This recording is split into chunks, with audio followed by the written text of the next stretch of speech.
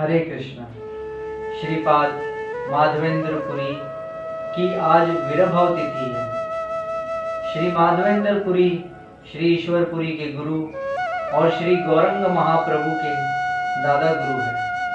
श्रीपाद माधवेंद्रपुरी का अगर हम जीवन चरित्र उठाकर देखें तो उनके जीवन चरित्र में अनेकों लीलाएं हैं, लेकिन कुछ लीलाएं बड़ी प्रसिद्ध हैं, जिनमें से ये 3 लीलाएं मुख्य तौर पर बड़ी प्रसिद्ध हैं। उनमें से एक श्री माधवेंद्रपुरी का गोपाल की स्थापना करना और श्री माधवेंद्रपुरी का चंदन यात्रा करना और श्री माधवेंद्रपुरी के लिए गोपीनाथ का खीर चुराना, ये तीनों लीलाएं बड़ी प्रसिद्ध हैं।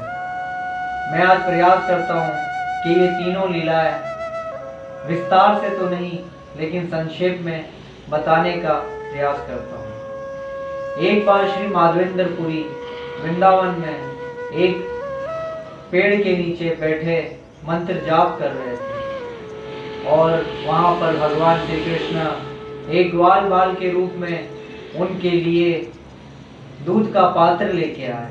श्री माधवेंद्रपुरी बड़े अचंभित हुए कि तुम्हें कैसे पता चला कि मैं भूखा हूँ और तुम मेरे लिए दूध का पात्र लेके आए। तो उस ग्वाल बाल ने, जो भगवान के स्वरूप में थे, उन्होंने कहा कि यहाँ से कुछ माताएं घाट से गुजर रही थी। उन्होंने बताया कि वृक्ष के नीचे एक सन्यासी मंत्र जाप कर रहा है, तो मैं आपके लिए ये दूध का पात्र लेके आ गया। आप ये दूध पान करें, मैं थोड़ी देर बाद आके आपसे ये पात्र ले जाऊंगा। फिर श्री माधवेंद्रपुरी ने दूध का पान किया और दूध का पान करने के बाद कुछ समय बाद उन्होंने विश्राम किया। जब उन्होंने विश्राम किया तो उनके स्वप्न में गोपाल आए और श्री गोपाल ने उनको बताया कि कुछ आक्रमणकारियों के कारण मंदिर के पुजारी ने मेरी एक विग्रह, गोपाल नाम विग्रह, यहाँ कुंज में छुपा दी है। ये विग्रह मेरे परपौत्र वज्रनाभ के द्वारा स्थापित की गई थी और कई वर्षों तक इसकी सेवा हुई, लेकिन आक्रमणकारियों के द्वारा आक्रमण होने पर पुजारी ने इसे कुंज में छुपा दिया। तुम पूरे गांव को लेकर कुंज में जाओ और मेरी विग्रह को यहाँ पहाड़ की चोटी पर स्थापित करो। और ये कहते ही जब श्रीपाद माधवेंद्रपुरी की स्वप्न खत्म हुआ और उनकी आंखें खुली तो उनको ऐसा आभास हुआ कि भगवान ने उनको ये सेवा उनके लिए नियुक्त की है। और उन्होंने सारे ग्रामवासी को लेकर जब कुंज में गए तो वहाँ पर भगवान गोपाल की विग्रह को पाया और भगवान गोपाल की विग्रह को लेकर उन्होंने चोटी पर उसकी स्थापना की और सारे ही ग्रामवासियों ने बड़ी ही आदरता पूर्वक और बड़े प्रेम भाव से गोपाल के लिए प्रसाद, वस्त्र और बहुत सारी व्यवस्थाएं की। गोपाल को शीतल जल से स्नान कराया गया और भगवान को सुंदर आभूषण के साथ वहाँ स्थापित किया गया। फिर कुछ दिनों बाद फिर दोबारा भगवान माधवेंद्रपुरी के सपने में आते हैं और उन्हें दोबारा आदेश देते हैं कि माधवेंद्रपुरी, तुमने तो मुझे शीतल जल से मेरा स्नान किया, लेकिन फिर भी मेरे शरीर का ताप नहीं खत्म हो रहा। तुम तुरंत जगन्नाथपुरी जाओ और वहां से चंदन लाकर मेरे शरीर में चंदन का लेप करो। और ऐसी आज्ञा पाकर श्री माधवेंद्रपुरी का जब स्वप्न खुला तो उन्होंने इस आज्ञा को शिरोधारी करके गोपाल की सेवा वहाँ कुछ भक्तों के जिम्मेदारी पर छोड़कर वो दक्षिण भारत बंगाल की तरफ रवाना हुए। जब वो वहाँ जा रहे थे तो रास्ते में रेमुणा नामी एक गांव आया। वहाँ श्री माधवेंद्रपुरी ने श्री गोपीनाथ के दर्शन किए। गोपीनाथ का ऐसा वैभव, ऐसी सेवा से वो बहुत प्रसन्न हुए। उन्होंने मंदिर से के पुजारी से कहा कि आप किस प्रकार से गोपीनाथ की सेवा कर रहे हैं और गोपीनाथ को किस प्रकार का भोग अर्पण करते हैं, कृपया मुझे बताएं, मैं भी अपने गोपाल को ऐसा ही भोग अर्पित करूंगा। तो मंदिर के पुजारी ने कहा, हम भगवान को 12 मिट्टी के पात्रों में एक स्वादिष्ट खीर अर्पित करते हैं। तो ऐसा सुनकर श्री माधवेंद्र पुरी के मन में ऐसी इच्छा उत्पन्न हुई कि काश मुझे बगैर मांगे इस खीर का प्रसाद मिल जाए और मैं इसे ग्रहण करूं, ताकि मैं भी अपने गोपाल को ऐसी स्वादिष्ट खीर अर्पण कर सकूं। जब उन्होंने थोड़े ही क्षण में ये देखा कि वो खीर भगवान को अर्पण हो रही है, तो उनके मन में ऐसा विचार आया कि मेरे मन में ऐसी याचना क्यों उत्पन्न हुई और मैंने भगवान को भोग लगने से पहले ऐसा विचार अपने मन में क्यों किया कि मुझे इस खीर का प्रसाद मिल जाए। मैं बहुत पापी हूँ। अपने मन में ऐसी घृणा करते हुए वो मंदिर से बाहर जाकर एक बाजार में बैठ गए और जब गोपीनाथ को सारा प्रसाद अर्पण हो गया और पुजारी सारी सेवा करके जब अपने शयन स्थान में सोने के लिए गए, तो रात को भगवान पुजारी के सपने में आए और उनसे कहा कि उठो और मंदिर का द्वार खोलो।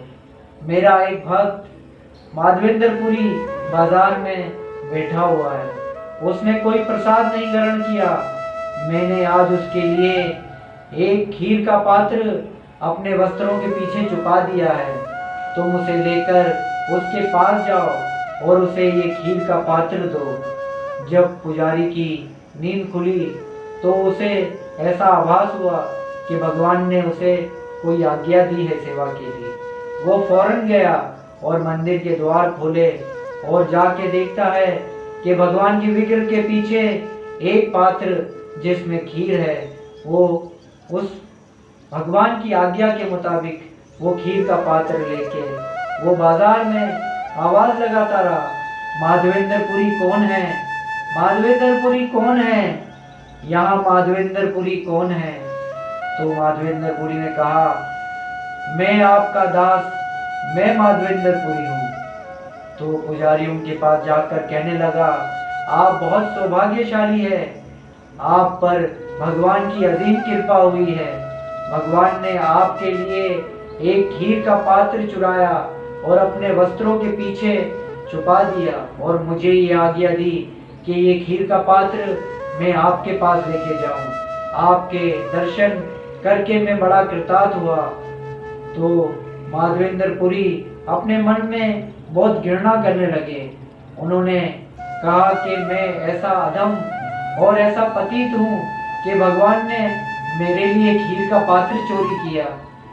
मैं कैसा मूर्ख हूँ जो मेरे लिए भगवान को चोरी करनी पड़ी। तो माधवेंद्रपुरी ने उस पात्र को ग्रहण करते हुए पुजारी से कहा कि मैं केवल इस खीर का प्रसाद नहीं लूंगा, बल्कि इस पात्र को भी भगवान की कृपा समझ के प्रतिदिन थोड़ा थोड़ा ग्रहण करूंगा। लेकिन फौरन उनके मन में विचार आया कि ये लीला जब सुबह सारे ग्रामवासियों को पता चलेगी तो अपनी प्रतिष्ठा के डर से वो फौरन रात्रि में ही वहां से जगन्नाथपुरी के लिए प्रस्थान कर गए। जब वो जगन्नाथपुरी पहुंचे तो भगवान के दर्शन करके उन्होंने बहुत सुख का अनुभव किया। भगवान के दर्शन मात्र से ही वो बार बार लोटपोट होने लगे, कभी उठ के नाचने लगते थे, कभी एक ही दृष्टि से भगवान के दर्शन करने लगते थे। जब उन्होंने भगवान के दर्शन समाप्त किए तो ग्रामवासियों को उनकी लीला का पहले ही संदेश मिल चुका था और गांव वालों ने उनके सम्मान में और उनका मान सम्मान किया और उनकी बड़ी ही प्रतिष्ठा की। तो माधवेंद्रपुरी ने कहा, मैं वृंदावन से गोपाल की आज्ञा से यहाँ आया हूँ। गोपाल की आज्ञा है कि मैं यहाँ से चंदन लेकर जाऊँ और गोपाल के शरीर में उस चंदन का लेप करूँ, ताकि गोपाल का ताप शीतलता में हो जाए। तो माधवेंद्रपुरी की ऐसी बातें सुनकर वहाँ लोगों ने अपनी अपनी शक्ति अनुसार चंदन और कपूर जमा किया और माधवेंद्रपुरी को दिया। जब माधवेंद्रपुरी उसे लेकर दोबारा वृंदावन की ओर प्रस्थान कर रहे थे तो रास्ते में फिर रेमुणा गांव आया। वहां पर श्री माधवेंद्रपुरी ने प्रस्थान किया और वहां पर थोड़ा सा विश्राम किया। जब वहां पर उन्होंने विश्राम किया तो श्री माधवेंद्रपुरी के स्वप्न में गोपाल आए। गोपाल ने उन्हें आदेश दिया कि माधवेंद्रपुरी, तुम ये जो चंदन और कपूर लाए हो इसे गोपीनाथ के शरीर पर लगा दो। गोपीनाथ और मुझ में कोई अंतर नहीं है। अगर तुम इसका लेप प्रतिदिन गोपीनाथ के शरीर में करोगे तो मेरा ताप खुद ब खुद शीतलता में परिवर्तित हो जाएगा। तो गोपाल की ऐसी आज्ञा सुनकर श्री माधवेंद्रपुरी नींद से उठकर और गोपीनाथ के सारे सेवाधारियों को पुकारने लगे। जब से सारे सेवाधारी वहां आए तो उनसे उन्होंने कहा कि मुझे गोपाल ने आज्ञा दी है कि बिना संदेह के तुम्हें ये सारा चंदन और कपूर गोपीनाथ के शरीर में लगाना है और प्रतिदिन लगाना है। और गोपीनाथ के शरीर में लगाने से मेरा ताप खुद ब खुद शीतलता में परिवर्तित हो जाएगा। गोपीनाथ की ऐसी आज्ञा पाकर उनकी सेवा में श्री माधवेंद्रपुरी लग गए और माधवेंद्रपुरी ने प्रतिदिन गोपीनाथ को चंदन का लेप लगाया, जिस कारण आज भी हम सब भक्त हर वर्ष चंदन यात्रा का महोत्सव मनाते हैं।